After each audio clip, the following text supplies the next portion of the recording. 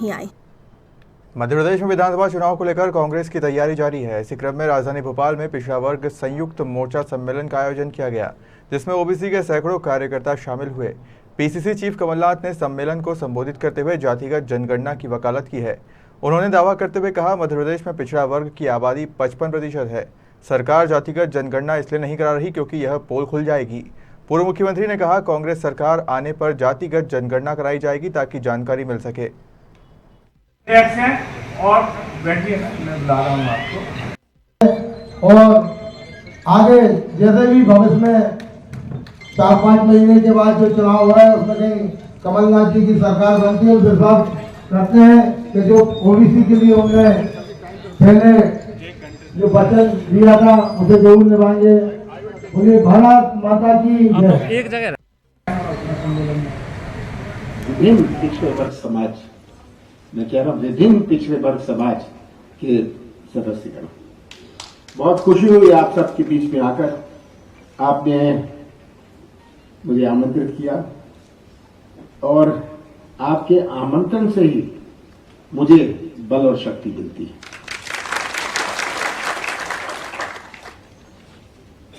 एक दो बातें मैं अपने आप से कभी पूछता हूं। 27% की तो बात हो गई। आपने एक बार जब 27% का मामला कोर्ट में किया, जबलपुर में किसी व्यक्ति को खड़ा कर दिया गया कि कोर्ट में जाओ। उस व्यक्ति का वकील कौन था,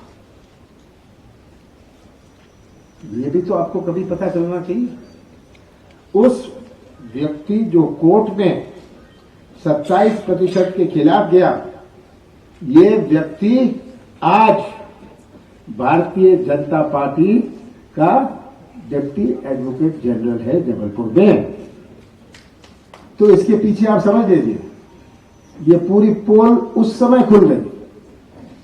मैंने पता चलाया कि ये कौन है, समझ नहीं आई बात। एक साधारण व्यक्ति कोर्ट चला जाए, पर उसकी जो वकालत कर रहा है वो कौन है? वकालत करने वाला जब उनकी सरकार बनी उसको पद मिल गया। इसका मतलब बीजेपी ने ही इसको खड़ा किया था। दूसरी चीज, ये जाति मतगणना क्यों नहीं कराते हैं? अभी किसी ने कहा पिछड़ा वर्ग 50% है, भुवनेश जी, किसी ने कहा 54% है। मैं तो बड़े मजबूती से कह सकता हूं, पिछड़ा वर्ग मध्य प्रदेश में 55% है। और ये जाति मतगणना से घबराते क्यों है? ये तो उन्होंने साफ कहना चाहिए, ये तो न्याय है। दूध का दूध, पानी का पानी अलग हो। जाति मतगणना ये नहीं कराते क्योंकि ये पोल खुल जाएगी 55%। इसीलिए ये कभी जाति मतगणना नहीं कराएंगे। पर याद रखिएगा, कांग्रेस की सरकार बनेगी, हम कराएंगे, हम आवश्यक कराएंगे।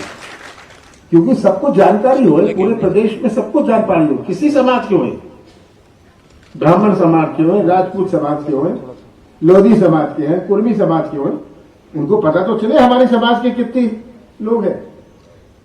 इसमें कौन सी परेशानी है? पर ये नहीं करना क्योंकि नियत नहीं है। कह देना बहुत आसान है। मेरे पास तो कोई ऐसा सम्मेलन नहीं किया था आपने 27% के लिए, पर मैंने मन में ठानी हुई थी कि मैं कानून बनाऊंगा। कोई ऐसे मेरे पास लोग नहीं आते थे, करिए करिए, मेरे पीछे नहीं पड़ता था। पर ये बात दिमाग से नहीं चलती है, ये बात दिल से चलती है। और ये मेरी भावना थी। तो आज आपने बहुत सारी चीजें कही, बहुत सारी मांगे रखी, मैं उसमें जाना नहीं चाहता हूं। आपको एक ही आश्वासन देना चाहता हूं कि जहां आपका, मेरा विश्वास है कि ओबीसी की जनसंख्या 55% है, तो जो न्याय आपसे करना है और जो अन्याय को सिद्ध करना है वो कमलनाथ करेंगे। आज प्रदेश की तस्वीर आप सबके सामने। बेरोजगारी की। सबसे बड़ी चुनौती हमारी बेरोजगारी की है। आपके बच्चे, आप अगर किसी व्यापार में हैं, आज वो दुकान में बैठने के लिए तैयार नहीं है। खेती, आज के नौजवान कहता है आप खेती हो गई, दूसरा भाई कर लेगा, मैं तो कुछ और चाहता हूं। आज 1 करोड़ नौजवान मध्य प्रदेश के बेरोजगार हैं। उन्होंने, नौजवानों ने तो एम्प्लॉयमेंट एक्सचेंज में, रोजगार कार्यालय में नाम ही लिखाना बंद कर दिया। कहते हैं ये बेकार का काम है। 1 करोड़ नौजवान आज बेरोजगार है और आज के नौजवान की दुनिया कुछ और है। बहादुर सिंह जी, आपकी दुनिया कुछ और थी, आज इन बच्चों की दुनिया कुछ और है। आज का नौजवान में एक तरफ है, वो कोई ठेका नहीं चाहता, कमीशन नहीं चाहता, वो तो व्यवसाय का मौका या आपके हाथों को काम चाहता है।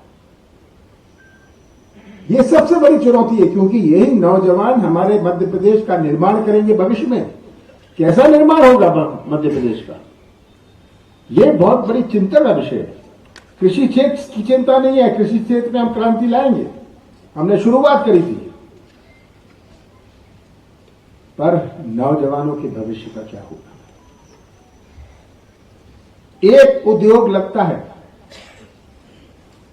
उससे आर्थिक गतिविधि बनती है, 400-500 हजार लोगों को रोजगार तो मिल जाता है, पर साथ साथ जो उसकी आर्थिक गतिविधि होती है, कोई गाड़ी चलाता है, कोई ढाबा खोलता है, कोई कुछ काम कर लेता है, सब कॉन्ट्रैक्ट में आर्थिक गतिविधि भी बनती है।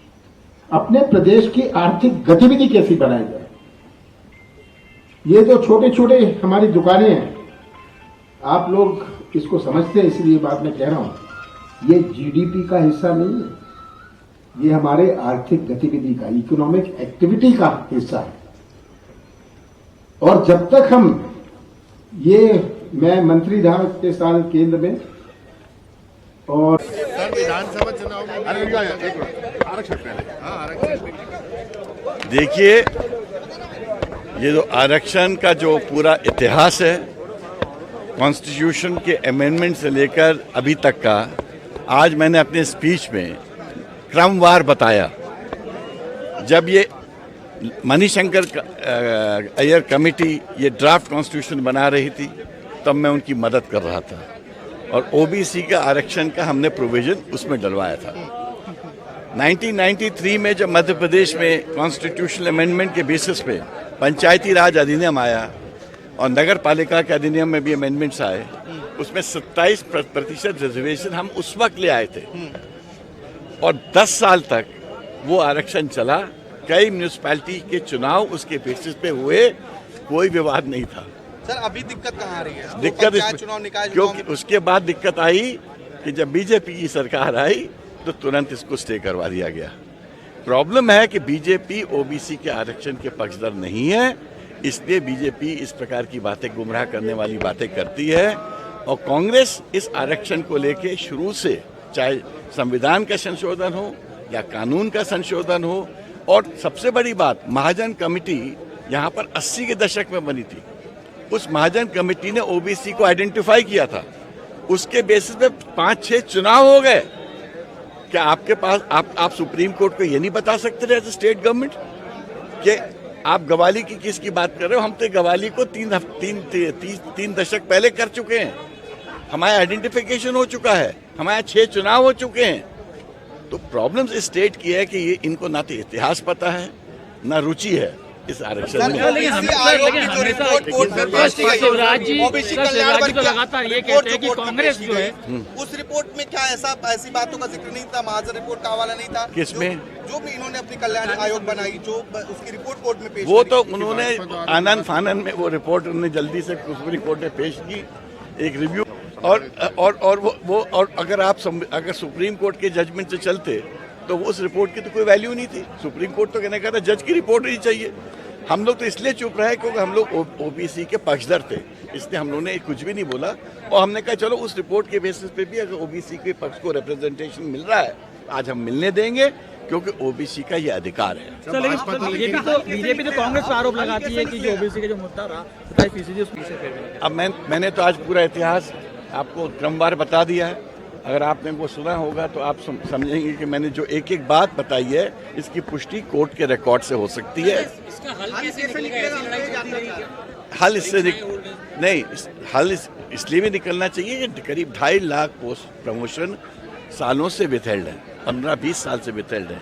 जो सरकारी कर्मचारी हैं उनको प्रमोशन नहीं मिल रहा है और कोई इनके तरफ से वो प्रयास नहीं हो रहा है। अच्छा वो फॉरगेट 27%, 14 में भी नहीं मिल रहा है।